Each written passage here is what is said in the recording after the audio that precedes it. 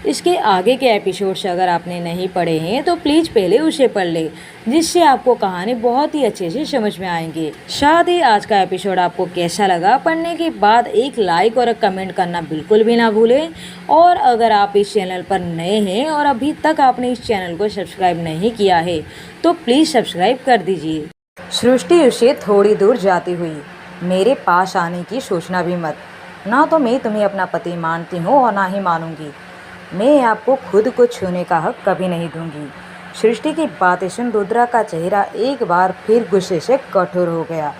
उसने सृष्टि के पास जाकर उसे अपने गोद में उठाकर लाता है और बेड पर पटक देता है और खुद उसके ऊपर आता हुआ, रुद्रा ने हक मांगना नहीं छीनना सीखा है और तुम्हें छूने का मुझे पूरा हक है।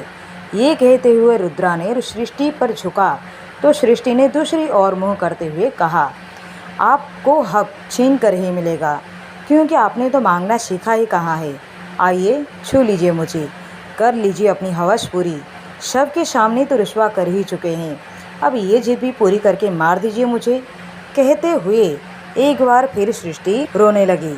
उसने बिलखते हुए उससे कहा, रोज़ आपके हाथों तिल तिल कर मरने से तो अच्छा है आप एक बार ही मुझे मार दीजिए।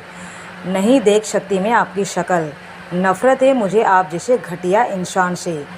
ये कहते हुए सृष्टि चुप हो गई, पर उसका रोना बंद नहीं हुआ। सृष्टि के सिसकियों को सुन जैसे रुद्रा के दिल में एक दर्द सा उठा। उसे आज तक जो पसंद आया वो उसे पाकर ही दम लिया, चाहे वो छीन कर हो या हक से हो। सृष्टि भी उसे पसंद आई जिसे वो उसके घर वालों से छीन लिया, पर इस बार उसकी पसंद शोर मचा रही थी, उसके पास रहना नहीं चाहती थी। ये बात रुद्रा को खल रही थी। उसे सृष्टि को रोता हुआ देख बिल्कुल भी अच्छा नहीं लग रहा था। रुद्रा ने एक नज़र सृष्टि पर किया जो अभी भी रो रही थी। उसे अब और ज़्यादा रोता देख रुद्रा उसके ऊपर से हट गया और बाजू में लेट गया। कुछ देर तक सृष्टि रोती रही और रुद्रा उसके पास लेटे हुए उसे शांति से देख रहा था, पर अब उससे नहीं रहा गया। उसने उसकी तरफ देखकर शांति से कहा, सुनो, रोना बंद करो, मैं तुम्हें तुम्हारी मर्जी के खिलाफ कुछ नहीं करूँगा। सृष्टि रुद्रा की तरफ पीठ फेर कर लेटी हुई थी। उसने जैसे ही रुद्रा की आवाज़ सुनी तो उसे एहसास हुआ कि अब रुद्रा उसे पकड़ा हुआ नहीं था। उसने रोना बंद किया और बेड से दूर जाकर खड़ी हो गई, मगर रुद्रा सृष्टि की ये हरकत देख अब थोड़ा नाराज़ हो गया था। उसने थोड़ा शक्ति से कहा, क्या हुआ, तुम वहाँ क्यों जाकर खड़ी हो गई, इधर आओ। तो सृष्टि ने अपना सिर हिलाते हुए ना कहा, नहीं, मैं आपके पास नहीं आऊँगी। उसकी बातें सुन रुद्रा बेड से उठकर बैठ गया।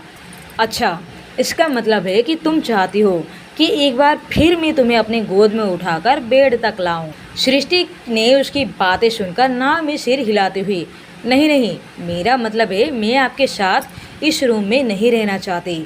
तो रुद्रा कहता है, लगता है मुझे तुम्हारे पास आना ही पड़ेगा। रुद्रा की बातें सुन और उसको उठते हुए देख सृष्टि घबरा जाती है और जल्दी से उसके पास आकर खड़ी हो जाती है। अब की बात सृष्टि की ये हरकत देखकर रुद्रा कुछ शांत हुआ और हंसने लगा। सृष्टि रुद्रा को हंसते हुए देख हैरानी से देख रही थी। रुद्रा ने उसे बेड पर आने को कहा तो सृष्टि न चाहते हुए भी बेड पर आकर उससे कुछ दूर बैठ गई। रुद्रा ने अब सृष्टि को देखते हुए अपनी शर्ट उतार दी। ये देखकर सृष्टि मारे डर के अपने हाथों से कसकर बेडशीट को पकड़ लेती है। रुद्रा को इस तरह देखकर उसने अपना चेहरा झुका लिया था। सृष्टि कुछ सोच में गुम थी कि अचानक से रुद्रा उसे अपने ऊपर खींच लेता है। सृष्टि हड़बड़ाते हुए दूर होने की हुई कि रुद्रा उसे डांटते हुए कहता है, कुछ नहीं कर रहा हूँ तुम्हारे साथ, चुपचाप सो जाओ। सृष्टि, नहीं, मुझे छोड़ दो, मुझे घुटन हो रही है, नहीं सो सकती मैं इस तरह से। रुद्रा ने हाथ बढ़ाकर लाइट बंद करते हुए कहा, तो आदत डाल लो ऐसे सोने की, क्योंकि मैं अब ऐसे ही सोने वाला हूँ, तुम्हें अपनी बाहों में लेकर। सृष्टि ने उसकी बातें सुन झट से कहा, लेकिन आपने मुझे कहा था आप मेरी मर्जी के खिलाफ मुझे नहीं छुएंगे। इस पर रुद्रा कहता है, हाँ तो कहाँ आगे बढ़ रहा हूँ, कहाँ कुछ तुम्हारे साथ कर रहा हूँ, क्या मुझे इतना भी हक नहीं कि तुम्हें सीने से लगाकर सो सकूं? सृष्टि ने मन ही मन हक? कैसा हक, जब मैं तुम्हें अपना पति ही नहीं मानती? वहीं रुद्रा ने सृष्टि को खुद से दूर होता देख गुस्से में उसे कहा, हिलना डुलना बंद करो और अब मुझे तुम्हारी एक भी आवाज़ नहीं आनी चाहिए, वरना। रुद्रा ने अपनी बात करते हुए चुप हो गया था, क्योंकि अब सृष्टि ने हिलना डुलना बंद कर दिया था। रुद्रा ने उस पर अपनी पकड़ और भी ज़्यादा मजबूत करते हुए उसे अपने सीने से चिपका लिया था। अब तो सृष्टि को सांस लेने में भी तकलीफ हो रही थी। अब तो उसने मुंह खोलकर सांस लेना शुरू कर दिया था। रुद्रा का हाथ अपने कमर पर महसूस करके सृष्टि की धड़कन और भी ज़्यादा तेज हो जाती है। उसे ये सब बहुत ही अजीब तो लग रहा था, पर उसके पास और कोई ऑप्शन नहीं था। वो चुपचाप रुद्रा के सीने में सिर रखकर लेटी हुई थी। अगले दिन सुबह लगातार दरवाजे पर हो रही दस्तक से रुद्रा की आंखें खुली, पर उसने हिलने की कोशिश तक नहीं की, क्योंकि सृष्टि उसके सीने में सिर रखकर बड़े आराम से सो रही थी। इस वक्त रुद्रा के चेहरे पर एक अलग ही खुशी आ खिली थी।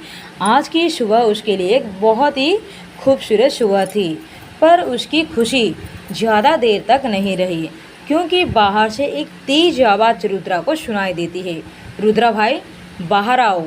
बाहर से आते आवाज़ शोर शराबा से अब तो सृष्टि की भी आंखें खुल चुकी थी।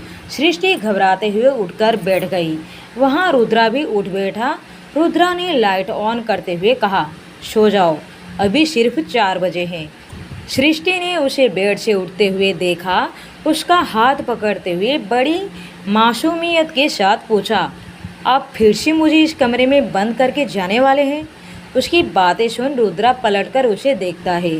सृष्टि को कमरे में बंद करके जाना उसकी मजबूरी था, क्योंकि वो नहीं चाहता था कि उसके साथियों में से किसी की भी बुरी नज़र सृष्टि पर पड़े। यही सोचकर वो सृष्टि को कमरे में बंद करके जाना चाहता था। दरवाजे पर हुई फिर से दस्तक से रुद्रा वापस अपने सेंस में आता है। उसने सृष्टि का चेहरा अपने हाथों में लेकर कहा, मैं आजकल तक में हमारे लिए एक घर लेने वाला हूँ। इसके बाद तुम्हें कमरे में बंद करने की ज़रूरत नहीं पड़ेगी। रुद्रा ने कहते हुए सृष्टि के सिर को प्यार से चूम लेता है। जाओ, जाकर सो जाओ, मैं थोड़ी देर में वापस आऊँगा। वहीं कमरे में बाहर खड़ा कल्लू रुद्रा को शर्ट पहनते हुए बाहर निकलता हुआ देखा तो उसे छेड़ते हुए कहा, अरे हमारे दूल्हे राजा, भूल गए थे तुम, हमें बाहर भी जाना है। रुद्रा ने उसकी बातें सुन कुछ नहीं भूला था, सब कुछ याद ही था। और हाँ, अगली बार से यहाँ आने की ज़रूरत नहीं है। तो कल्लू ने उसे देखते हुए कहा, हाँ तो ठीक है, फ़ोन उठा लिया करो, मुझे आने की ज़रूरत ही नहीं पड़ेगी। दोनों बहस करते हुए चले गए। एक बार फिर सृष्टि कमरे में कैद होकर रह गई थी। रात के 8 बजने को है, पर अब तक रुद्रा वापस नहीं आया है। सृष्टि अपनी मम्मी पापा को लेकर काफ़ी परेशान है। उसे उनकी कोई खबर नहीं थी कि वो लोग किस हाल में हैं। रुद्रा ने कहीं उनके साथ कुछ गलत तो नहीं किया होगा। आज सृष्टि दिन भर कमरे में ही बंद रही। रूम का दरवाज़ा सिर्फ 2 ही बार खुला था। एक तो जब सुबह सुबह सृष्टि नहाने बाथरूम में गई, दोबारा जब छोटे सृष्टि के लिए खाना लेकर आया था, पर सृष्टि ने सिवाय पानी के किसी चीज़ को छुआ तक नहीं। रुद्रा ने सृष्टि के सुरक्षा के लिए छोटे को घर पर ही रखा था। काफ़ी देर रोने के बाद सृष्टि खुद को शांत करने के लिए बालकनी में चली गई। कुछ ही देर में कोई अचानक से आकर उसे पीछे से पकड़ लेता है। सृष्टि घबराते हुई खुद को उसकी मजबूत पकड़ से अलग करने की कोशिश करती है कि उसके कानों में एक जानी पहचानी सी आवाज़ सुनाई देती है, मैं हूँ। सृष्टि कुछ हद तक शांत हो गई। उसने रुद्रा से कुछ रिक्वेस्ट वाले टोन में कहा, मुझे एक बार मेरे मम्मी पापा से बात करवा दीजिए, फिर मैं आपसे कुछ नहीं मांगूंगी। रुद्रा ने झट से अपना मोबाइल निकालकर सृष्टि की ओर बढ़ा दिया। हाथ में मोबाइल आते ही सृष्टि मारे खुशी के उछल पड़ती है और अपनी मम्मी पापा से बात करने के लिए रूम के अंदर चली जाती है। रुद्रा सृष्टि के पीछे जाने की बजाय वही बालकनी में खड़ा रहता है। सृष्टि के चेहरे पर खुशी देखकर आज रुद्रा को बहुत ही ज़्यादा सुकून मिल रहा था। एक अलग ही खुशी मिलती थी। शादी के मंडप में भी सृष्टि की तीखी आवाज़ ने उसका ध्यान अपनी ओर खींचा था, और जब रुद्रा ने उसे देखा तो बस देखता ही रह गया। कल्लू के सामने खड़े होकर उसे तेज तमाचा जड़ देना, कल्लू रोहन के लड़ाई होने पर अपने पापा के पीछे छिप जाना, उसकी भूरी भूरी आंखें जो कि रोते हुए लाल पड़ चुकी थी। शव ने रुद्रा को सृष्टि की तरफ इतना खींचा था कि वो पहली नज़र में उसे अपना बनाने का ठान लिया। रुद्रा अच्छी तरह से जानता था कि सृष्टि को मांगने पर नहीं बल्कि छीनने पर ही मिलेगा, सो उसने छीन लेना ही ठीक समझा। पल भर की देरी किए बिना उसी मंडप में उसे शादी करके अपने साथ ले आया। ये उसका प्यार था या जो कुछ भी, पर वो उसे किसी और का नहीं होने दे सकता था। वो उसे अपना बनाकर अपने पास रखना चाहता था। अपनी पिछली बातों को याद करते हुए रुद्रा वही बालकनी में बैठ गया।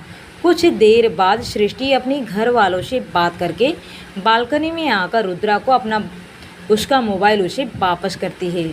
उसके चेहरे की खुशी देख रुद्रा को जो खुशी मिलती है वो शब्दों में बयान नहीं किया जा सकता है। अगले दिन सुबह सृष्टि बेड में बैठी हुई रुद्रा को बालकनी में एक्सरसाइज करते हुए देख रही थी कि तभी डोर पर किसी ने आकर नॉक किया। आवाज़ सुन सृष्टि मुस्कुरा दी, पर जल्द ही रुद्रा को देख उसने अपनी मुस्कुराहट को छुपा लिया।